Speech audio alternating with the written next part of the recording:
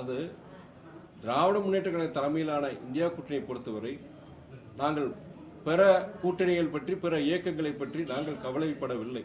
கடந்த 4.5 வருடங்களாக மக்கள் நல திட்டங்கள் கிட்டத்தட்ட பல திட்டங்கள், நீங்க மாணவர்கள், இளைஞர்கள், குறிப்பாக தாய்மார்கள் பயன்பெறக்கூடிய பல திட்டங்களை நம்முடைய மாநில அரசு, குறிப்பாக நம்முடைய மாண்புமிகு முதலமைச்சர் அண்ணன் தளபதி அவர்கள் நிறைவேற்றியிருக்கிறார்கள். ஒன்றிய அரசு போதிய நிதியை நமக்கு வழங்குவதில்லை, கடுமையான நிதி பற்றாக்குறை இருந்த போதிலும் ஏழை எளிய மக்கள் பயன்பெறுகிற வகையில் பல நலத்திட்டங்களை அவர்கள் நிறைவேற்றியுள்ளார்கள். தேர்தல் வாக்குறுதிகள் கிட்டத்தட்ட 80 வாக்குறுதிகள் மேலாக நிறைவேற்றப்பட்டுள்ளது. சில வாக்குறுதிகள் பொறுத்தவரைக்கும் இன்னைக்கு இருக்கிற நிதிச்சுமை, நிதி பற்றாக்குறையினால செய்ய முடியல. அதனால மக்களுடைய மக்களோட பணிகள் அதன் மூலமாக நாங்கள் தேர்தலை சந்திக்கிறோம். நீங்க மற்ற அணிகள் பற்றியோ மற்ற கட்சிகளை பற்றியோ இதில் அது அந்தந்த கட்சிகளுடைய உரிமை. நாங்க வலிமையா இருக்கிறோம், நாங்க எதிர்க்கக்கூடிய வல்லமை எங்களுக்கு இருக்குங்கிறது சகோதரர் விஜய் சொல்றாரு, அவருடைய ஜனநாயக உரிமை.